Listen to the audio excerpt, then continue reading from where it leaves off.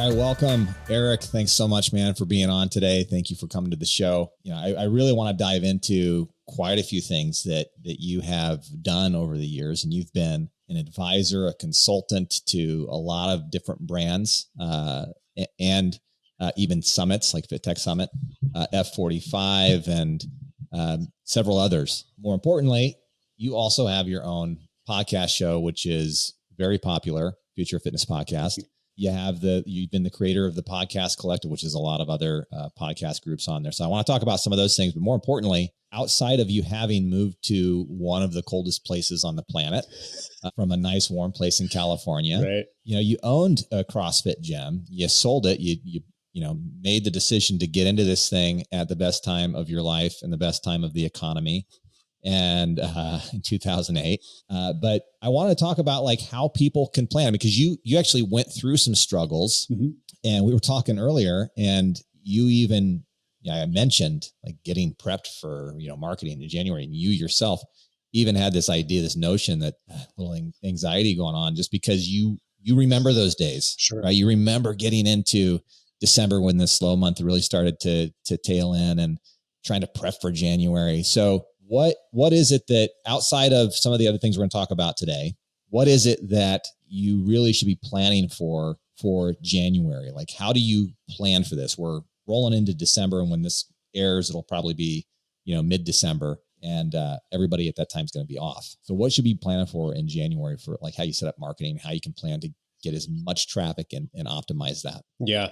Well, I mean, first of all, thanks for having me, Michael. It's a pleasure to be on here, and, from one podcaster to another, I know how much work it takes to get in. We were talking about that, just the grind of getting this content out and making sure it's valuable and timely and, topical. So I really, I appreciate the platform. And so as a gym owner, I was roughly 08 to 17, in Santa Barbara, California. And I was a CrossFit gym, to give people context. So CrossFit Pacific Coast was the name of the gym. I opened a secondary gym in 2015-ish with a colleague of mine, because we want to work on like a different model, something kind of like the people know OPEX, like an OPEX private training model, plus in a group setting. So we're trying to do that, and that one actually didn't make it through the pandemic. But anyway, gym ownership. Dude, it's kudos to everybody who's a gym owner. If you're a micro gym owner or a boutique gym owner, health club operator, whatever it may be, it's the good fight. And a lot of people get into it because they're passionate about helping people. And I think that's one of the beautiful things about our industry is legitimately almost everybody in our industry is doing it because they like to help people.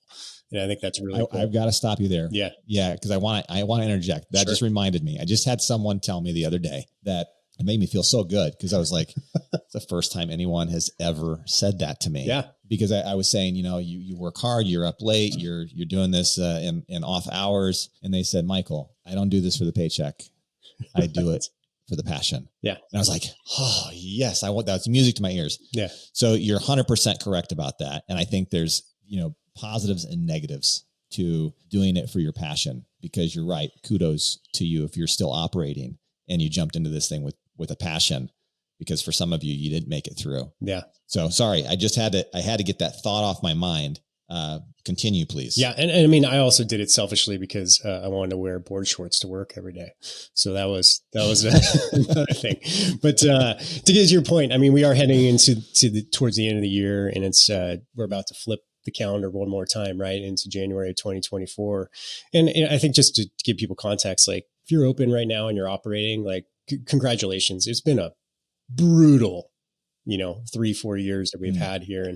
And to bounce back this year, like a lot of gyms have, and some haven't gotten back to pre-pandemic, but just keep fighting. I think that the biggest thing too is, and we can get into like strategy and tactics, and we certainly will, but when you get the mindset of the turn of the year, I think there's a couple of things you can look at it as. I tried to look at it as just any other month, right? I think we have this narrative in our heads that like, oh, December is going to be terrible, right? It's the holiday. It's going to be slow, and January is going to boom, right? And everything's going to be fine. Like, it's the same as like when I started a gym in 2008, everyone's like, you are starting a gym in the worst economic period we've seen in our lifetimes. Right. And I was like, well, what if I just ignore that? What if I just push that out of my head and just think, okay, I'm just going to continue to do all the things that I need to do to be successful, right? We're going to hit the ground. We're going to go talk to people. This is before Facebook advertising and all that. So it was like, you literally hit the bricks, right? You talk to other businesses, sandwich boards, whatever you had to do to grow the business. And we just ignored it. And it turned out fine. Could it have been better if we had started in 2006? Probably, right? But there's a lot of factors that played into it. So I think, just first of all, don't pay too much attention to this common narrative that December is going to be terrible. I've had great Decembers in my gym. And it's not necessarily to any outside factors. It's just, people want referring. We were the hot thing at the time in the area, and we were fine with it. So I think that's first of all is and also give yourself a little grace. Maybe it will be a little bit slower, and that's okay. As long as you're prepared for it, right? Almost enjoy it. That's something. And I found that as long as you're making time in December to actually reflect on what you've done for the previous year so far, look at okay, what's been successful, what hasn't, how can we tweak things or improve things? It's a really good time to just reflect on that. The other thing that I would always do is December is plan my entire year of events. So this is a really good time to strategically plan the year, because I found if you are anxious about next year, the best thing you can do is start to take action and have a good plan so that when the calendar does turn over to January, you know exactly what you're doing, right? You know exactly what you're going to execute on. So I think that's one big thing. And, from a tactic, I'll tell you one thing that really helped me in the gym. It was really good. We gave what we call the gift of fitness, right? So we had photos. We do a nice Christmas card of all of our coaches, right? And we send it to all of our clients in the mail. We'd also offer what's called the gift of fitness. And we urge you to give the gift of fitness this Christmas. And it was $100 off your first month to anybody they referred. And it worked out really well. We get anywhere between 5 and 15 referrals. So, think about the referral process of how to do that. There's a psychology behind it that's really, really interesting. So let me back up on this, and why I think it's interesting is that we previously run a 6-week challenge before 6-week challenges were cool, right? We called it the zombie apocalypse training. This is when zombies were really hot. So probably 2010, right? And literally it was just posters that we placed around town and with a phone number that people had to call, right? There was no fancy funnels. And I found, I'm like, hey, if I told all my members, if you refer someone, we'll give you $100 off, right, on your month. And people did refer. We probably got 8 referrals into the program. What was interesting is that nobody, except for one girl who was a poor college student, nobody took the money. They all wanted that money to go towards their friend's experience, right? So they want to save their friend pay it money. Forward. Yeah, they want to pay it forward. And I was like, right? Scratching my head. I'm like, that's interesting. What does that mean? So that's why we started give the gift of fitness, because people really need a mechanism for referrals. You can ask people, I could ask you if you're a member of my gym, I'll go hey, who do you know, right? That's like you. We love, you're a great client, Michael. We love you. Thank you for being such a great client. I'm sure you know other people just like you, and we love to be, introduce to them if you think it's relevant, or appropriate to introduce. And that's one way to do it, right? It's always, flatter them, give them the honest truth that they are great clients, because great people will know great people. But they need a mechanism, right? They need something that bridges that gap. And it's usually we would also have during the year, really nice, and I don't know who came up with this one. It might have been my coach at the time, my business coach, but have a really nice metal cards, right? That are referral mechanisms, whatever it may be, a free month, a free week, a free personal training session. And it has a number on it. Right. And you give it to people, be because we would do quarterly assessments with our clients one-on-one, and we'd sit down and talk to them. I'd be like, hey, Michael, you're premier. We love having you.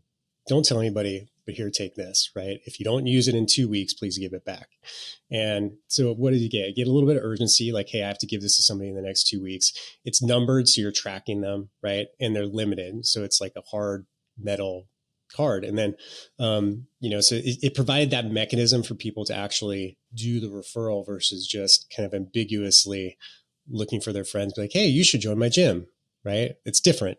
So that's one tactic that I found was really successful is, send it out to all of your members. And that allows them also have a nice little Christmas gift because that's one less thing they may have to do over the holidays. So you hit on something. You hit on a couple points that I think is critical. One was just kind of the way that you think about the season, or the way that you think about the economic climate. Mm-hmm. I was either just really ignorant or stupid. And when I started my first business, my personal training company, I had started it in 2009. So just after things, it was on the way back up, but not great still. I didn't even pay attention to it. I remember people talking about, oh, we're in a recession. Houses, markets are shut down. Everything's bad. And it didn't affect me because I had no money in any of the markets. I didn't own a home. Right. I didn't go out and buy a home, when rates were through the roof. So I was unaffected. I was one of the groups of people that were totally unaffected. So because it didn't affect me, I didn't think that way.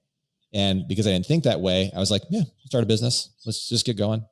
And since I because I was so busy trying to get this thing rolling, I paid no attention to outside influence. Somebody would walk in and I just assumed they could afford personal training. It wouldn't affect me. I'd just be like, yeah, it's $450 and this is how it works. And let's go. Yeah. Zero effect. So because I know that you've interviewed plenty of doctors who have a lot of knowledge, a lot more than me. Do you think, based on the information gathering that you've done, the knowledge that you've accumulated from talking to some of these professionals, that your mindset or just the way you think about something can also influence your outcome? Because your input in your own head allows you to also create that output, which is awful, or the input is either negligible, like you don't think of anything. And so your output is just exactly what you want it to be. I don't know. I'm just like taking a wild guess here on that one. Yeah. 1000%. I know 100% is like the popular thing to say nowadays. So I say 1000%, but it is true. The psychology of it. And I'm not one who, sits here and watches, whatever, The Ring and the law of attraction and all that. That's a little out there for me. I think there's, certain vibes that we do. It's our demeanor, right? That we bring about when we're having conversation with people. You can tell if someone's anxious. You can tell if someone's excited. You can tell if someone's, really likes you or not. It's just innate in us that we can kind of see that, but it makes a huge thing. And, so starting a gym in 2008, I have a framework of what I call big, scary decisions. And I think this will help kind of put things into context, right? So there's 3 questions I ask myself when I'm faced with a big, scary decision. And, there's been multiple in my life. And one of them was starting my first business, probably the first and foremost, right? Because it was downturn. I did have a nice sales job.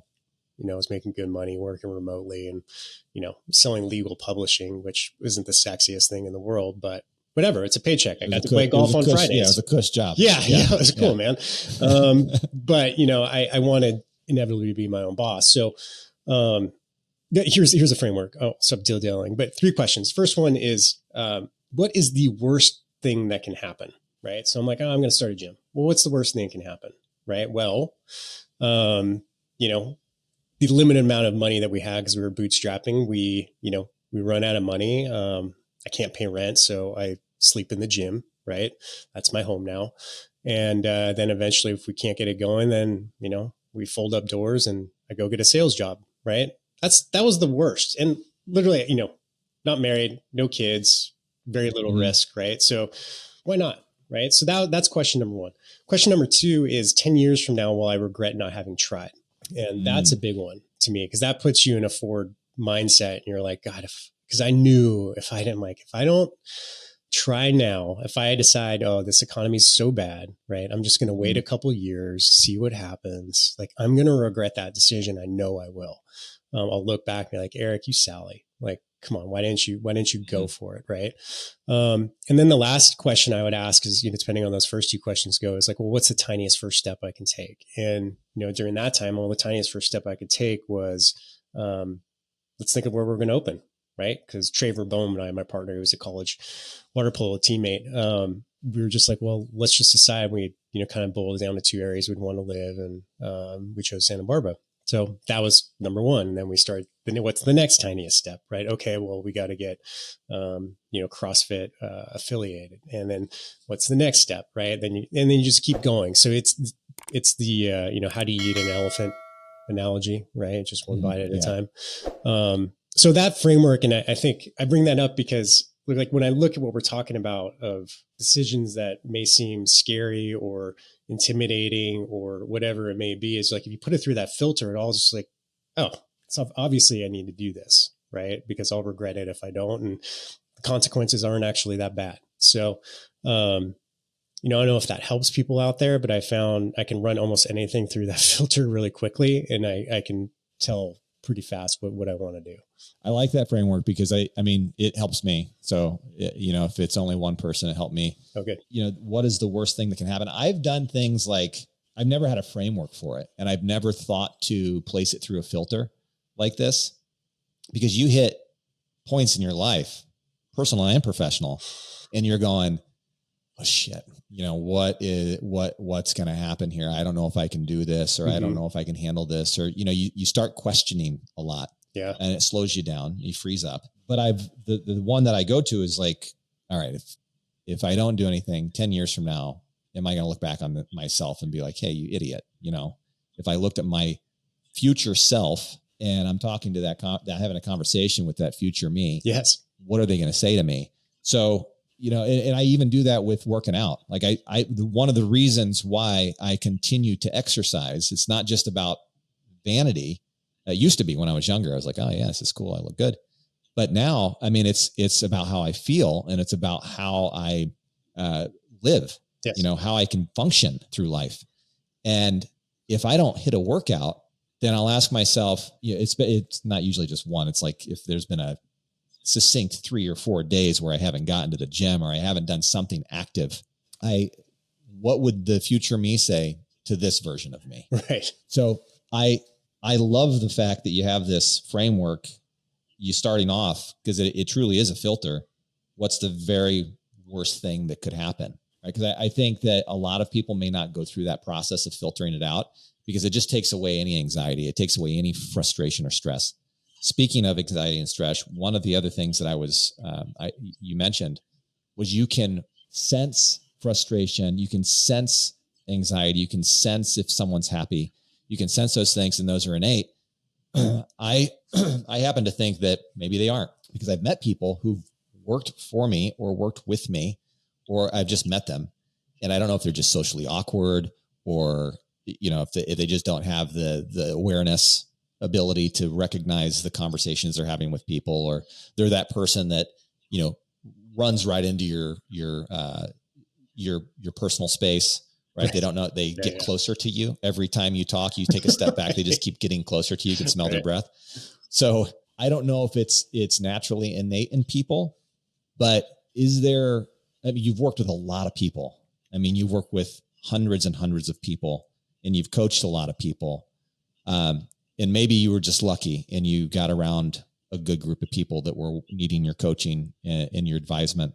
Do you have a way to maybe coach and help develop those type of people who don't have that sense of understanding the way that maybe someone talks, or because I've noticed it, like someone will sit down. I'm like, why did you say that to someone? Yeah. Don't say that. Right.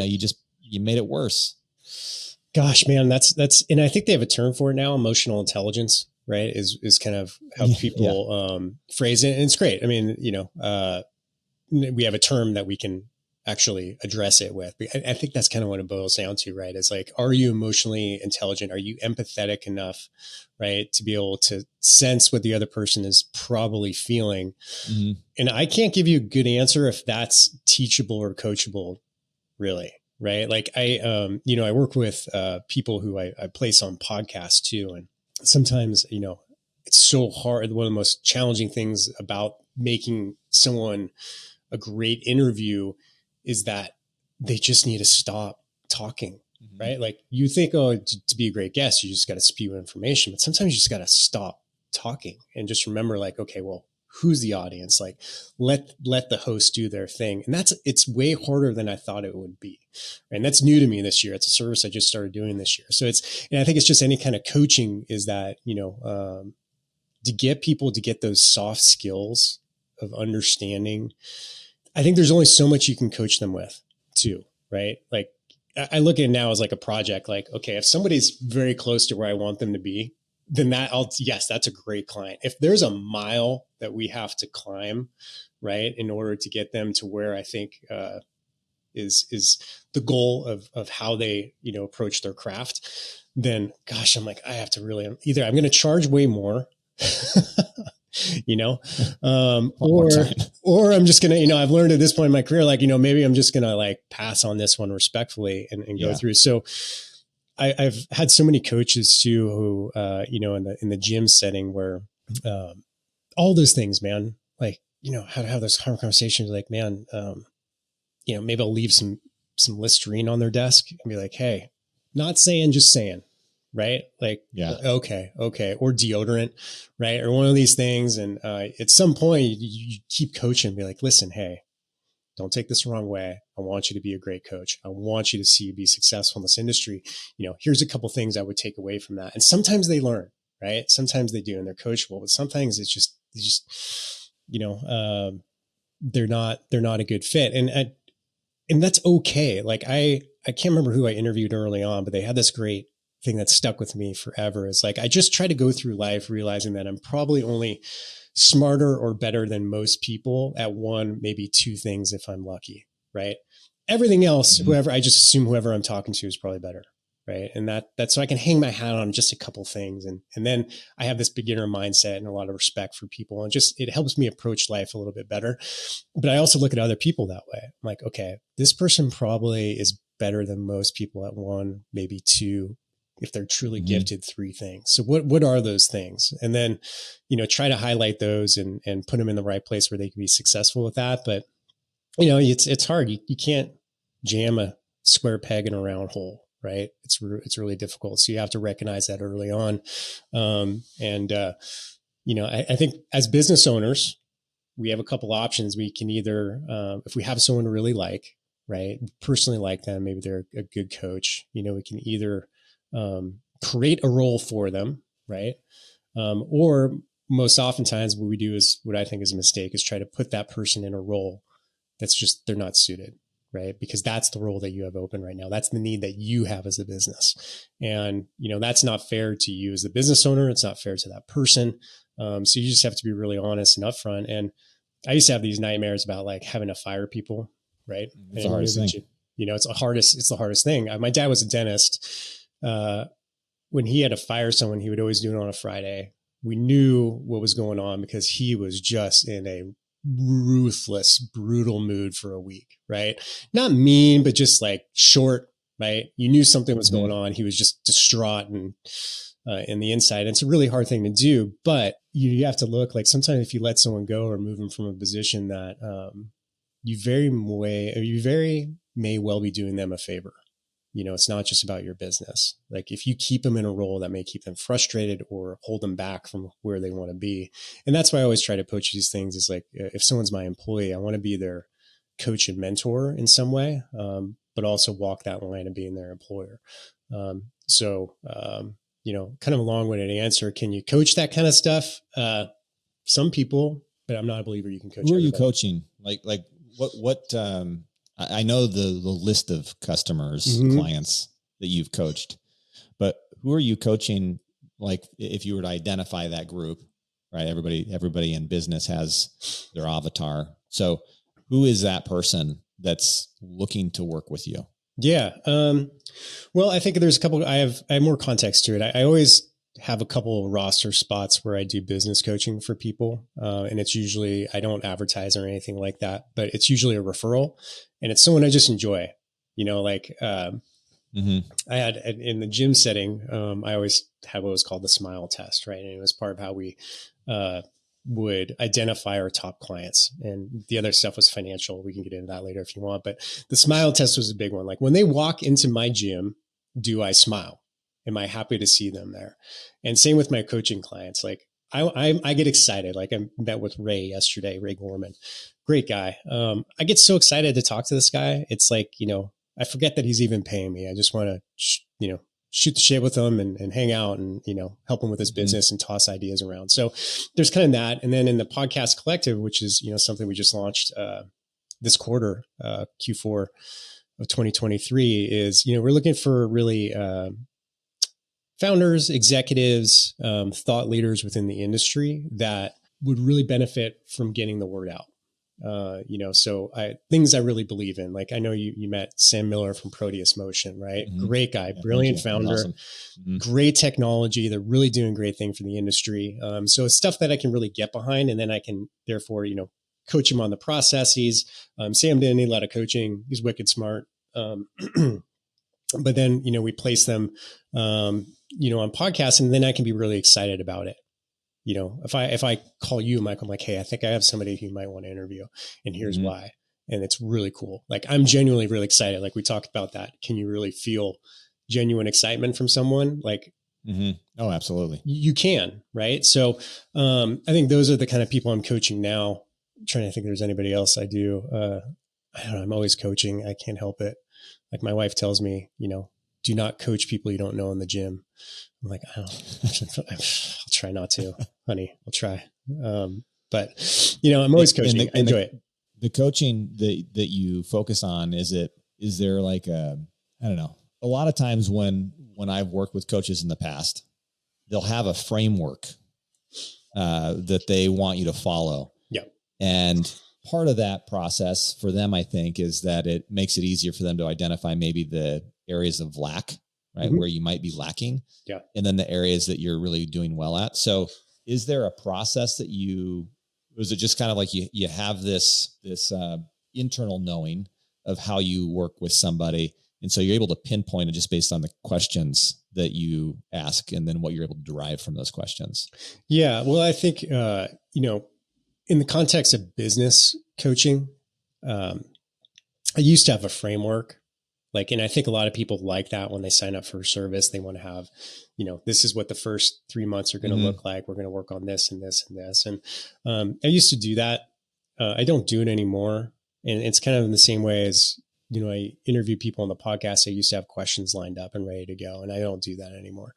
I find a couple things, higher level themes, I guess, that I want to focus on. And then we start diving in, and it really becomes more of asking the right questions. Because, if you coach people, as if you ask them the right questions, they kind of come up on the answers on their own.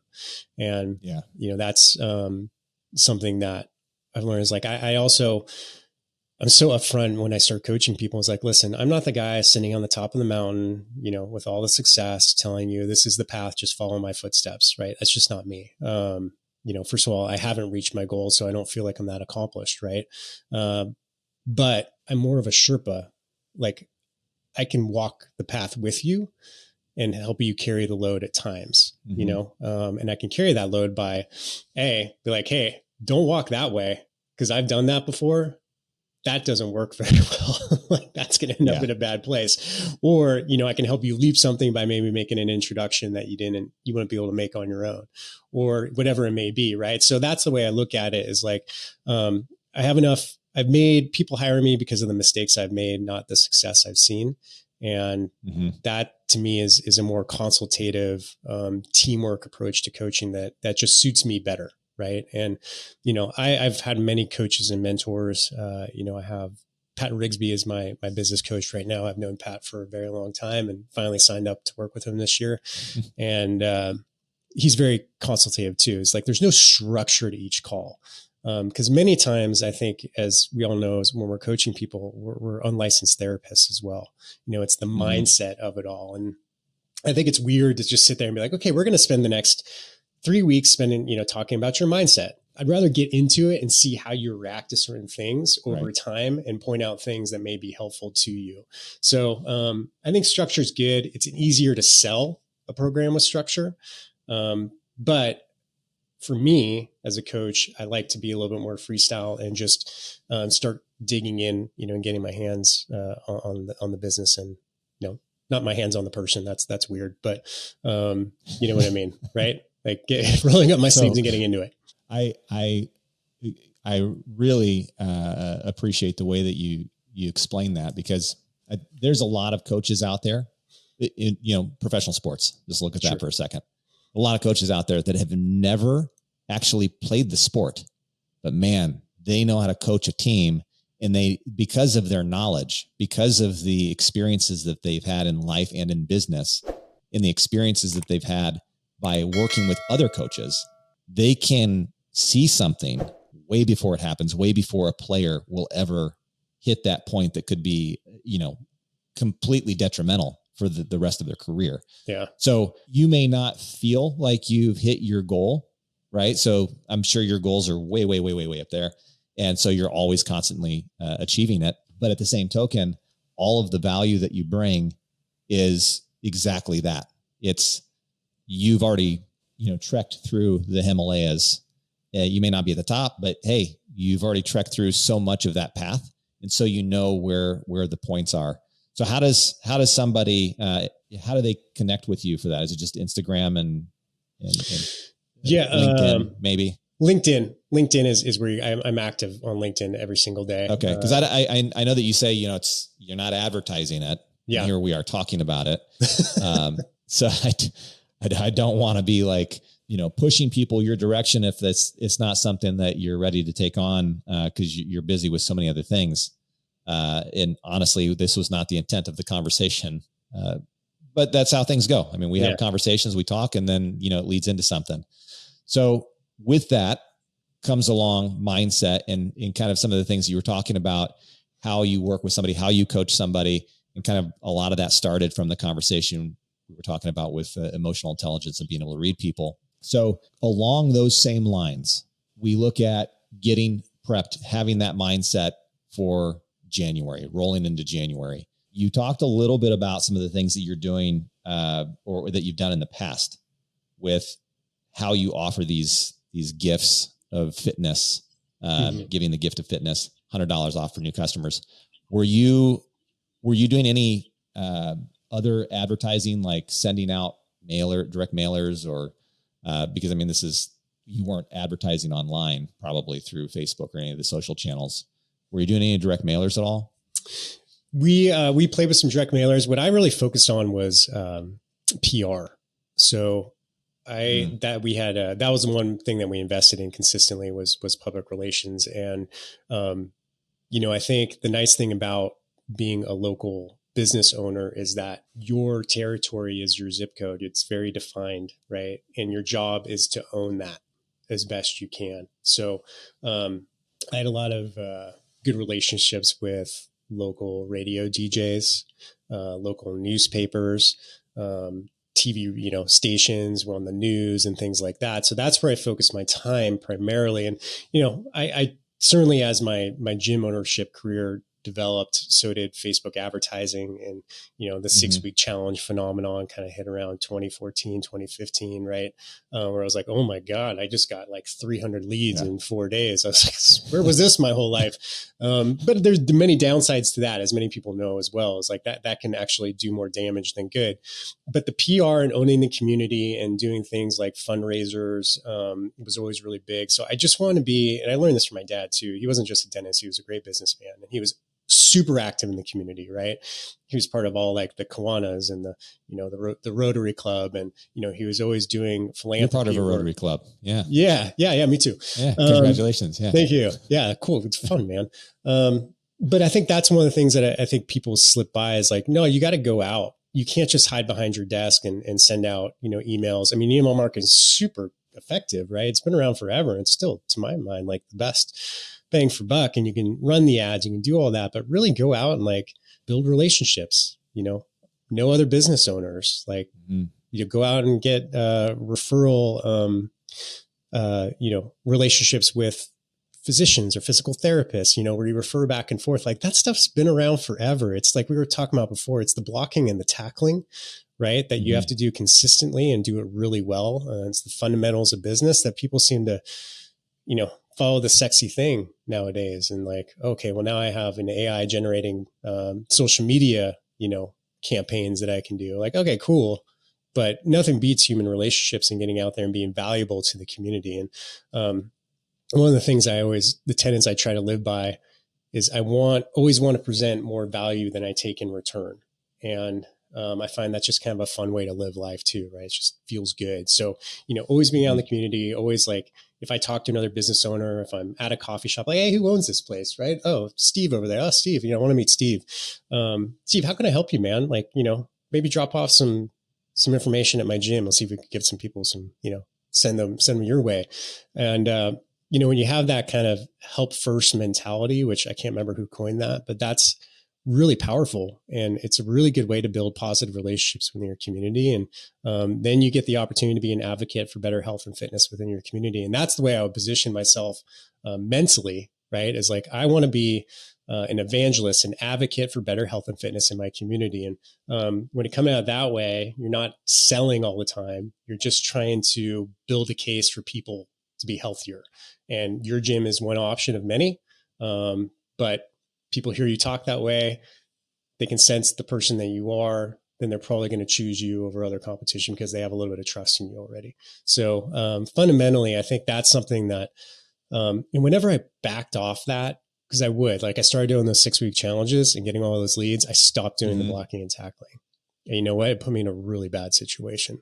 A lot of my old time members were like, I don't like the way you're running things now. They would leave. I'm like, well, that sucks, but that's okay. I got 30 leads coming in, right?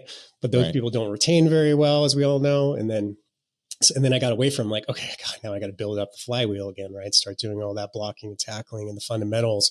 So I think that's something that is very undervalued and understated. But being active in your community, and there's so many ways to do that in a non-time intensive way, even if it's just give me some examples. Because I've got people in mind right now that I know are listening to this, and they're going, I don't have time for that. I don't have time to go out to the community and talk to people. I have to be behind my computer and I have to put all this stuff together and train people. BS. So it's a little scary. Well, I think accountability helped a lot. And that was when it was nice to have a business partner like Traver. We had a bet because we had met every Friday and we would do certain things on Fridays. We'd review attendance. We'd, write out what we called attaboys, which was, if someone did something really special in the gym, and it didn't have to be like, oh, you got, the best time on Fran, CrossFit thing. Sorry. Could have been like, oh, they got their first pull up, right? Or they showed up all 4 days. We'd write out a handwritten card, right? Send it to them. And it was so cool because, and this is just one thing. This happened every Friday? Every Friday. Yeah. For the week, whatever happened during the week. Wow. Every Friday. You pick a number of people? Yep. How many people did you pick? We bring our head coach in. We'd each do like 3 people, right? We'd send out 3 cards, and we go to people's houses for a barbecue or something like that. And it was so cool, Michael, to see like these things stacked up on people's fridges, right? And don't tell me that doesn't make an effect on who they are when people come over. Huge. Like, who's that? Yeah. What are these things? Like, oh, that's my gym. Your gym sends you that? Yeah. What? So that's one thing that happened, but that's the reason I mentioned Fridays is because Traver and I had to have a new business card in our hand every Friday or we owed each other $20. And so what that meant is like, we had to go out to a new business, right? Introduce ourselves to the manager or the business owner. Hopefully you could get them, grab a business card and bring it back, right? If we didn't have that in hand, like there's times where I'd be like, oh my God, sprinting down the street 20 minutes before a meeting, being like, where's a business that's open? Who can I talk to? And it became a game. So I think you can make it fun, right? It doesn't have to be, and all you have to do is like, you just introduce yourself, be like, hey, Steve, the coffee shop owner, my name is Eric. I own the gym down the street. Great to meet you, man. If I could ever support you, it'd be great. Hey, if you ever want to try the gym, it's a week on me. Come on in, right? And then you start to build these relationships. And I think the business owner network is really important. One of the things I started to, can we pause on that one for a second? Yeah. The introducing. So we talk about, that emotional intelligence, like reading the room. Yeah. So one of the things, and I don't think most of the people listening to this, they're going to be, independent gym owners are going to have maybe 1 to 5 locations of their own. They're small businesses. And some of them are not doing the blocking and tackling. And then if I've ever heard maybe some of them call me or talk with me, they're asking questions just like this, and you're giving a very similar response. But I think you did it more eloquently in explaining how you go about it. They would go into a business and they would just say, hey, if you were the business owner, let's say you own the coffee shop, I'd say, hey, Eric, I'm Michael. I'm the owner down the street. I want to see if we can do a partnership. You don't know me. I don't know you. And they start dating right away. So how do you, what's your approach? I mean, I heard your approach, but can you just kind of walk through that? Because I think that's so critical in how they develop relationships with people. Because it's really a personal relationship. It's not hey, let's do business. Yeah. Well, I think, for a little bit of homework for people out there, I would go get the book by Bob Burg called The Go-Giver. It's a short book. You can read it in a day or two. It's a parable and talks about the mentality. But you always go with the intention of finding a way to help that person. And there's certain things like, you can just try to say like, hey, this is great. I really love your coffee here. How can I help you? Right? It could be that simple. And people are like, they're so taken aback by that question. Like I ask people all the time, and this, thank you so much for coming to my podcast. After a recording, hey, how can I help you? People are like, whoa, no one ever asked me that question. Like, okay, well, great. I just did. So how can I help you? And it's just not that. It's but like actually following up on that. But here's an easier question too. Depending on what the service is, a coffee shop is a bad example, but let's say it's like a chiropractor, right? Good referral sources. You can go in and get to know them a little bit. Like, hey, when did you start your business? Just little questions, get to know them. It doesn't have to be anything. And you're focusing on the relationship. You're not focusing on dating, as you said, right? But the question I really like that I got at Go-Giver is like, how do I know if someone's a good referral for you? And they're like, oh, what triggers that immediately is like, oh, this is a person of value, right? Like Michael just walked in here and said he wants to refer people to my business and he wants to know who. So makes you very memorable, kind of build, drops that wall a little bit. And they could be really open. We're like, oh, well, that's glad you asked. I like to work with, triathletes seems to be my sweet spot, right? Or, people from, surgical rehab, whatever it may be. Like you start to get a little bit of insights but the mindset of I'm not going in here to sell anything. I'm not going to ask anything in this person. All I want to find out is how can I help them? And that's easy, I think, to go about it that way. What would you say? This may be a weird question, but I'm thinking of people listening to this.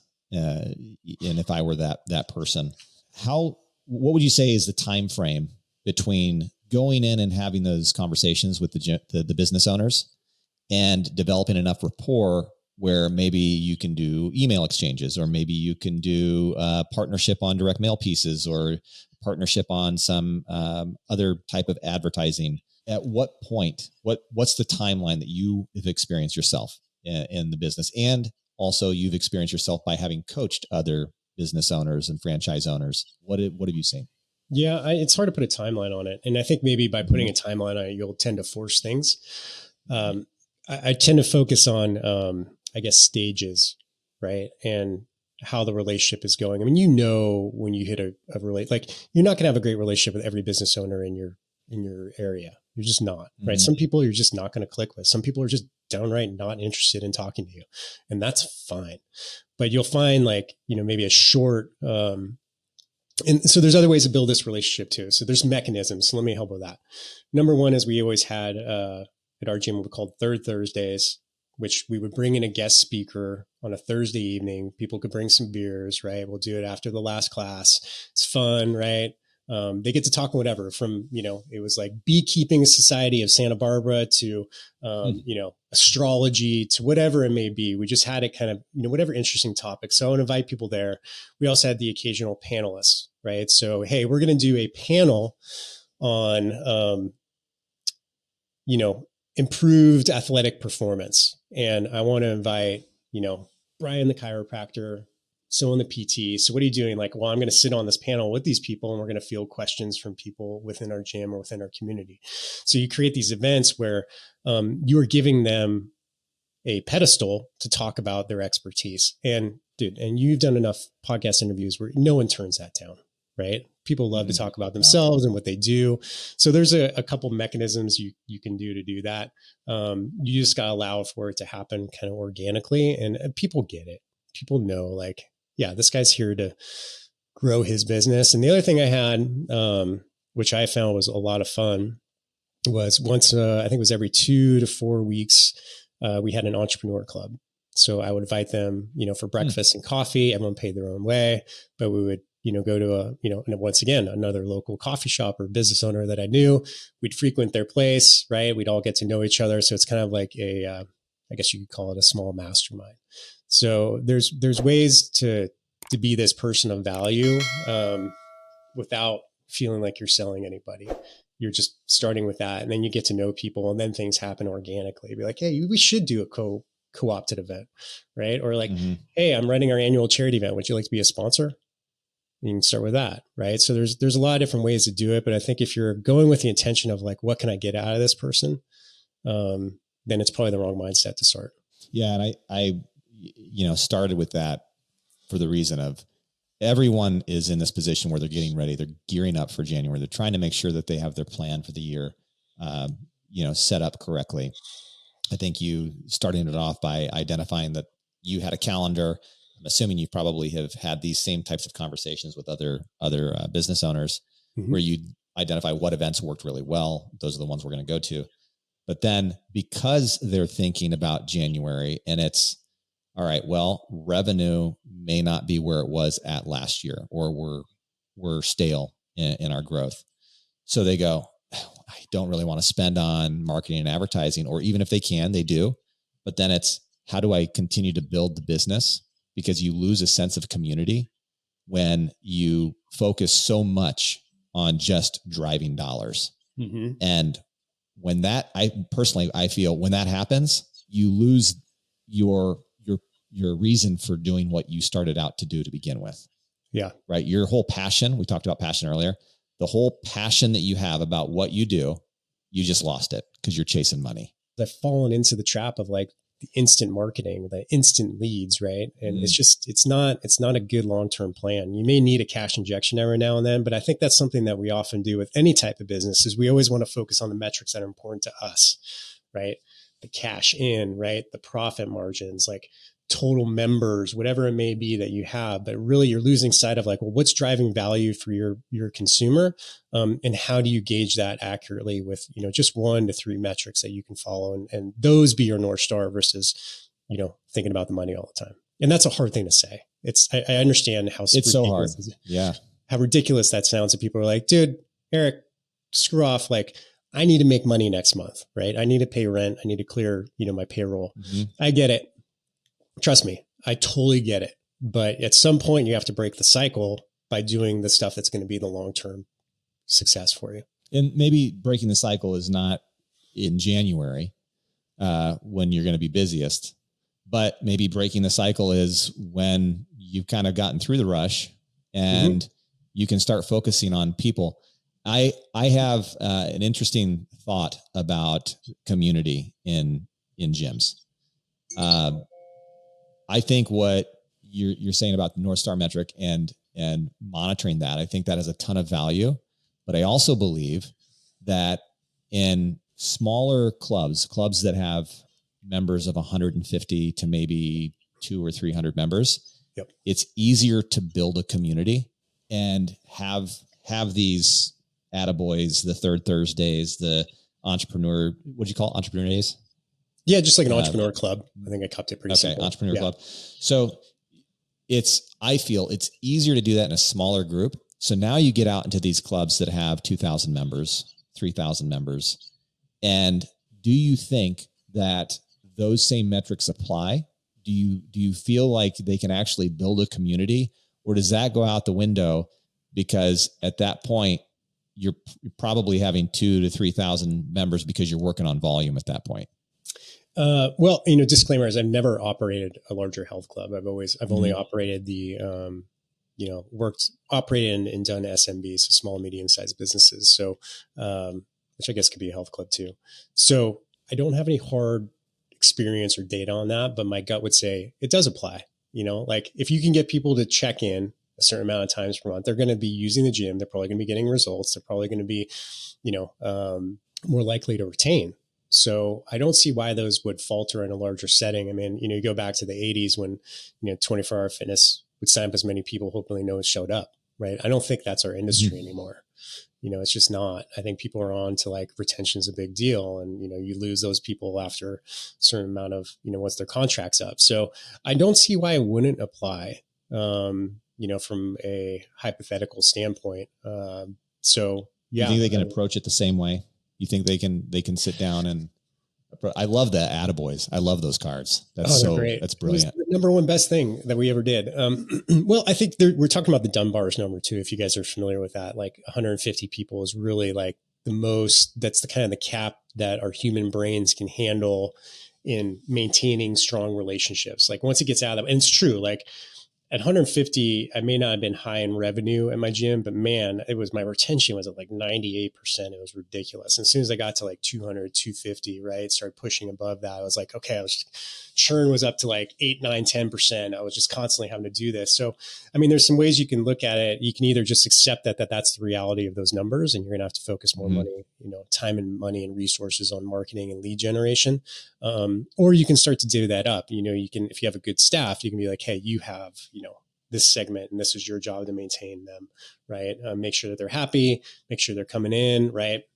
That's why personal trainers do really good because they look after their flock, right? So you kind of divide up the membership. I like that idea. Flocks, right? And then making sure that people are someone's looking after them. And now, of course, we have all these, potential AI tools that can do a lot of that work in the organization of it. Be like, hey, here's a risk of someone leaving. Like, we're going to see a lot of that. Do I have a lot of faith in it? Like, yes. I'm still not sure. As long as the inputs are good. Yes, correct. Yeah, you could tell me better than anyone, but as long as the inputs are good, then it's hopeful. But I think it's just part of the different beasts, right? You just have to accept that there's some things like once you get to a certain number of members, you're going to have a higher churn. And, you just gotta, if 1% of reduction in churn, if you can figure out ways to do that, is a huge bonus to your bottom line. So, but here I am talking about business metrics when we were talking about North Star metrics. So I think there's parallels there. I think you have to have them. You have to know them all. Yeah. So, we start on this topic of marketing and setting up for January. Mm-hmm. And, I just want to kind of dive into how often people really should be sending campaigns out. Do you have a number on that? Like based on all the groups you've worked with? Okay. Cause I just want to reiterate, you've done a lot of work. You've worked with a lot of different business owners and coaches, and people who had franchise groups and you've had these conversations. So I know that the information is in your brain, and I'm, like I said before, I hope you can just call on it, quickly in these types of situations. What do you feel based on all that dialogue is the number of campaigns somebody should be doing on a regular basis? Yeah. Well, I think if we define campaigns, right? When I think of a campaign, I think of some major event or enrollment opportunity. So I would say every other month. And that's why the big wall calendar in December is so valuable, because it's like, okay, we know exactly what we're going to execute on. We know we can backtrack it. Okay, we're going to run this event, like whether it's a large charity event or a competition or something like that, that it's, good for recruitment. We knew exactly when it was going to happen. We knew exactly, when we need to start to prep for it, what needed to happen. So we're not caught off guard by anything. And we'd still get caught off guard because that's business, right? You're like, oh my God, like, is it already January 27th? Like, holy crow. But you do your best. And so I think to me, it's like every other month, right? You kind of get something, you build up to something, you kind of let things relax, let your community relax a little bit, just get into, and then you also get a chance to integrate the members, because if you have a good, successful event or campaign, it takes a little while to integrate those people successfully into the community, right? Especially in CrossFit, because it's like, oh my God, there's so many skills they have to learn. Like, it's intimidating. Like, you really have to focus on integration in the community. And I think that's a good cadence. So, people would probably disagree, but that was just from my experience, what I felt that I could handle as a business owner, and what I felt right for the community. And then you vary up those campaigns, like some are events, some are, specific populations you're going after. Like, we would have like Nurses Week, right? We're like, okay, we're going to invite all the nurses in our area because they're great clients. I don't know what it is about nurses, but they're amazing clients, and do special classes for them, right? Things like that. And then, easy campaigns that were very targeted. And then, of course, if you're not running a large philanthropic event in your community every year, I highly suggest you get on that as well. Thank you so much. And the piece that I also wanted to bring up was regarding the Connected Health and Fitness Summit. So you're a media partner for them, and that's coming up in February. Is that right? February 2024. Okay. Yeah, in LA. So what is that event? I mean, you're obviously a partner on that one. So what is that event all about, and how can people get involved? Yeah.